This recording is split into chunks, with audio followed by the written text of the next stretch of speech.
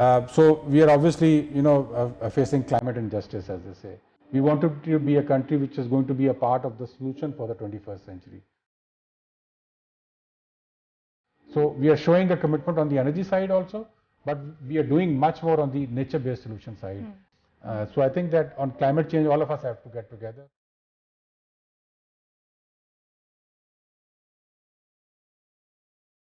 Hi everyone, welcome to another episode of Policy Beats. Today we are going to talk about a threat that is second only to global nuclear war.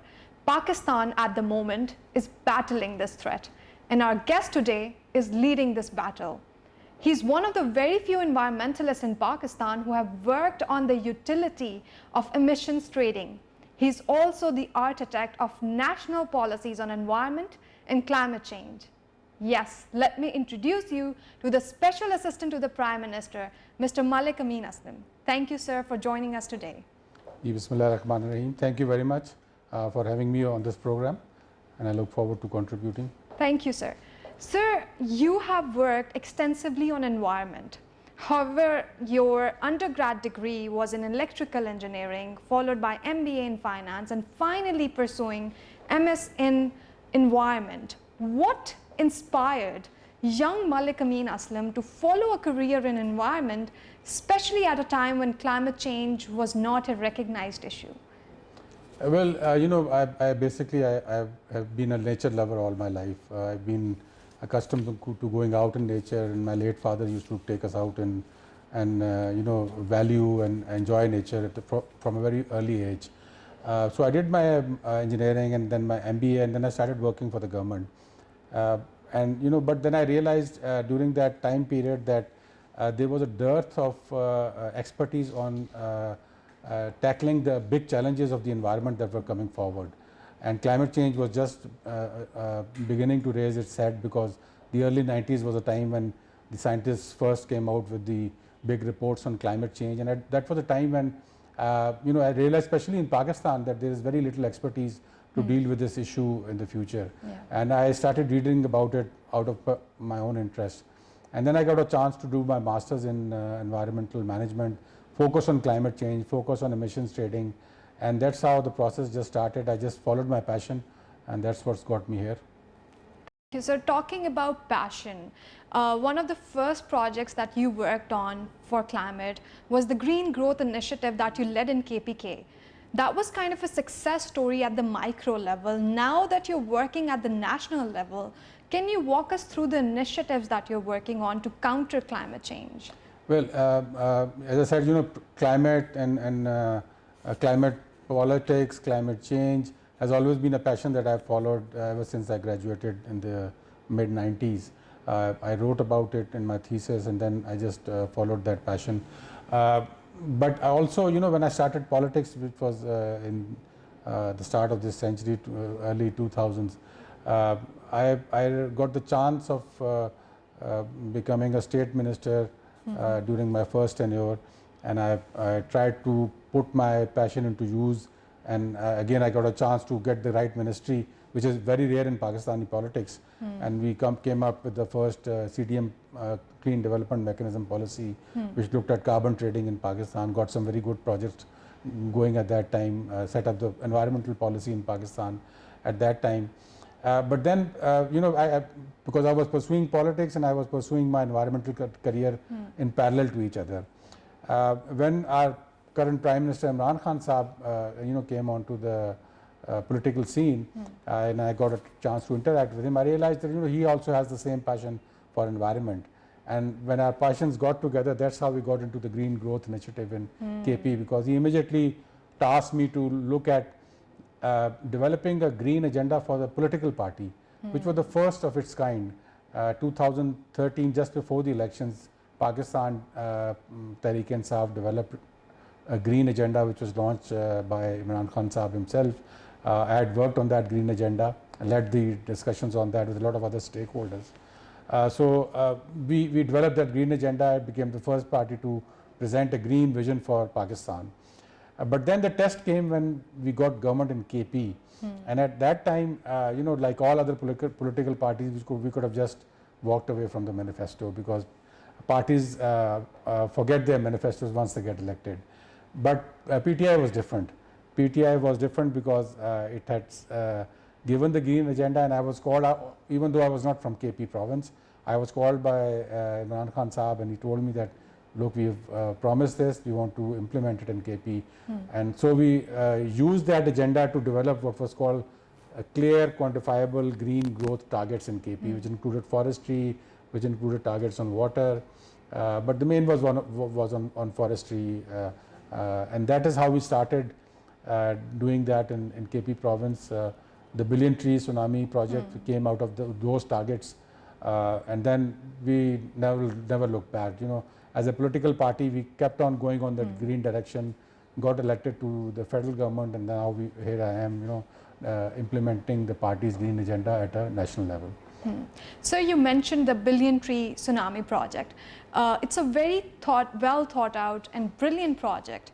And but my question is, why so much emphasis on afforestation when there are many other factors that contribute to climate change, and there's many solutions that could avert the threat? For example, we are still heavily reliant on fossil fuels for energy needs. So what more could be done?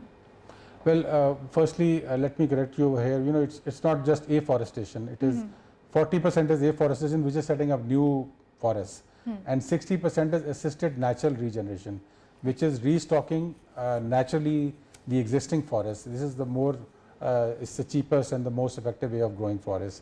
But you know, we focused on this as a nature-based solution to climate change. You know, climate change has got two basic solutions. One is energy, the other one is forestry. On the energy side, you do things which don't or which avoid putting carbon in the atmosphere. So you get off your transport, go on to cleaner transport, go on to cleaner energy, you know, green buildings. All of this avoids putting carbon in the atmosphere. The other solution is forestry, which actually absorbs the carbon that you've already put out in the atmosphere. So we focused on forestry because Pakistan is not a big contributor on the climate change arena, but we are one of the most affected countries on climate change. We contribute less than 1% to the global emissions in terms of the problem, but we are the top 10, amongst the top 10 countries on climate change as far as vulnerability is concerned. So we are obviously, you know, facing climate injustice, as they say.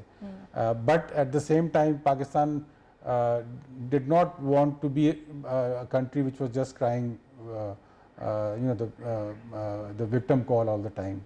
We wanted to be a country which is going to be a part of the solution for the 21st century, not a part of the problem. So that is why we decided very clearly that you know, we are going to invest in nature-based solutions, expand our forest cover, which is going to absorb the carbon not only for Pakistan, which is very important, but also for the world, which is even more important. So we are doing this.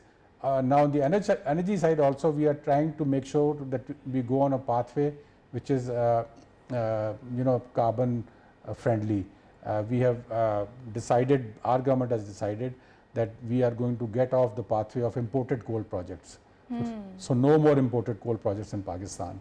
Our Prime Minister made this announcement, and we are heading towards a energy mix of having 60% of our energy mix based on clean energy. So that includes hydro, which includes solar and wind by 2030. And we've also come out with our first electric vehicle policy. So on the transport side, we want to go towards clean electric transport, and we have set a target of 30% conversion by 2030. So now we've set clear targets, and we have brought out the policies, we have done our homework, and we've actually shown our commitment by you know, shelving two signed off projects on imported coal. So there were two projects in Rahimyar Khan and Muzaffargarh, which were about 2600 megawatts, which could have just started. We shelved those projects, and we have instead started 3700 megawatts of hydropower. So we are showing a commitment on the energy side also, but we are doing much more on the nature-based solution side, and that's where Pakistan is really a champion today. So you mentioned Pakistan being a vulnerable state to climate change, and you charting out clear policies in order to counter that and avert that threat. I want to touch briefly upon the urban floodings that Pakistan is experiencing. Last year, Karachi was worst hit by the monsoon floods, leading to displacement of 2.4 million people. As we approach monsoon again, what is the policy position of your ministry to avert such a similar scenario? Well, actually it's not an on-off switch, and it's not a problem which can go away in one season. We have to have a mindset shift in the policy direction. Urban flooding is a serious problem for Pakistan, which is going to keep on increasing. And I'll tell you what the reason is. The reason is that in Pakistan, we are facing increased temperatures, and the temperature in the urban areas is increasing more than the rural areas. We have got scientific reports to prove that. And the reason again is that we've made urban areas into concrete jungles. So they're getting what we call the heat island effect. So they become islands of heat even during the summers. So they have become islands of heat, become more hotter than the rest of the area around them. So they absorb, attract more moisture, have clouds on top, and we get these cloud bursts and then urban flooding. Now the solution lies in firstly greening the urban areas. We are trying to do that by having urban forestry done at a large scale, and we have focused on what we call the Miyawaki forests, which are small forests which can go up in small areas, are very dense, grow 10 times faster, have got more carbon content in them. So we are setting them up in Lahore, Peshawar, Islamabad. Karachi, unfortunately, we've got a different government over there. Our government cannot go and operate in Karachi like we can in like we can in Lahore or Peshawar, but we are certainly egging them on also to go in this direction. The other thing is that Karachi lost its natural defense mechanism, which were the urban mangroves. Karachi is a unique city which had urban mangroves. Now overall mangroves in Pakistan are increasing. It is the only country in the world today with an increasing mangrove cover. We are adding another billion mangrove trees through our 10 billion tree program. But the urban mangrove cover has almost vanished. That used to be in the city of Karachi. Boat Basin is the main area. We have, the property prices went up and we encroached upon the mangroves. So they were the natural defense between the ocean and the city, and we gave that up. Now that has to come back, because that is what actually also saves urban flooding, because what was happening during the urban flooding time was that as somebody said that the ocean is ocean jo hai wo back maar raha hai. The thing was that the urban water was going into the ocean and the ocean was sending it back, because the natural defense carrier wall of the mangroves was missing. So I think that needs to be brought up, but it needs the local government, the provincial government to be on board. They have to stop playing property games with the mangroves and make sure that Karachi gets its urban mangrove cover back. So just picking on what you just said, considering that climate change is a threat multiplier, it's floods leads to migration, poverty, destabilization, and it exacerbates armed conflicts, economic destabilization or extremism.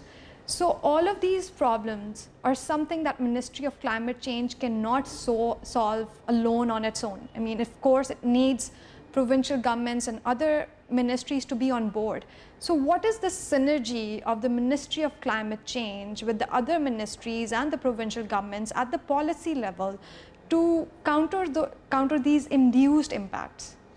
That's a very important, I think, question, because climate change cannot be handled by one ministry alone. It has to be an integrated, coordinated effort of the country, and then at a global level, it has to be a coordinated effect of the different countries together. So all of this has to come in place. What we've done in Pakistan is that we have set up a Prime Minister's Committee on Climate Change, which is headed by the Prime Minister himself, which is very unique, because this is the only developing country where we have such a committee. All the 4 chief ministers and the main ministries, the 5 main ministries sit on that committee. And when we take policy decisions on climate change, we go to that committee to take those decisions. So it has a coordinated effect. Other than that, I think we also have a climate change council, but that's a legal body, but it's a very big body. It's about 50 people over there. So I find it difficult to take issues over there for decision making. But this other committee has proved to be very useful for coordination, for cooperative decision making. And the reason why we have the Billion Tree Tsunami Project also happening in Sindh, which is a province which is in opposition to our federal government politically, but on this they have proven that they are not divisive on this. So we welcome that, and we also are doing the project over there. So I think that on climate change, all of us have to get together, and I think it's important that politically we are on the same page, because it is a issue of existential threat for Pakistan, and we have to face it together, and we have to face it successfully. So last month you represented Pakistan at the Leaders Summit on Climate that was hosted by the United States of America. Can you give us a sense of what is expected out of this summit, and what is the kind of cooperation, climate cooperation, that we are looking at? Well, on this climate summit, I think the primary reason for the climate summit was that the US has a pendulum sort of politics on climate change. They came into Kyoto, got out of Kyoto, then came into Paris, got out of Paris, now came back into Paris Agreement. So they wanted to reassert their climate leadership, which they I think successfully did, because they got the world together to sit and talk about climate change. But I think what is the most important thing, which I also said over there, was that the world needs to focus on climate adaptation, because there's a lot of focus on mitigation of climate change, but countries like Pakistan are facing climate change at ground zero, and we don't have time, the luxury of time at our hand. So the climate adaptation focus was missing in the meeting. And number three, I think that they need to focus on climate finance. The provision of finance has to be a reality if climate change is to be taken on and solved at a global level. Money is needed to get countries to adapt to climate change, but also to get countries to avoid doing things which can contribute more to climate change. For instance, Pakistan, if it wants a clean energy transition, it needs money to do that, and this fund should be available at the global level. So that's what we talked about at the summit, and I think the summit is just a starting point, but hopefully it triggered a very strong momentum onto climate change, which will be very useful as we go forward into Glasgow, which is going to be the formal negotiation this year. The younger generation is very much concerned about climate change, and if you could give one advice to the young Pakistani environment activists watching you out there, what would that advice be? My advice would be to go out and plant a tree. It's the most simple thing to do, but it is the most effective tool against climate change. So plant a tree and take care of that tree, and if you do that, you're contributing to the solution and not the problem.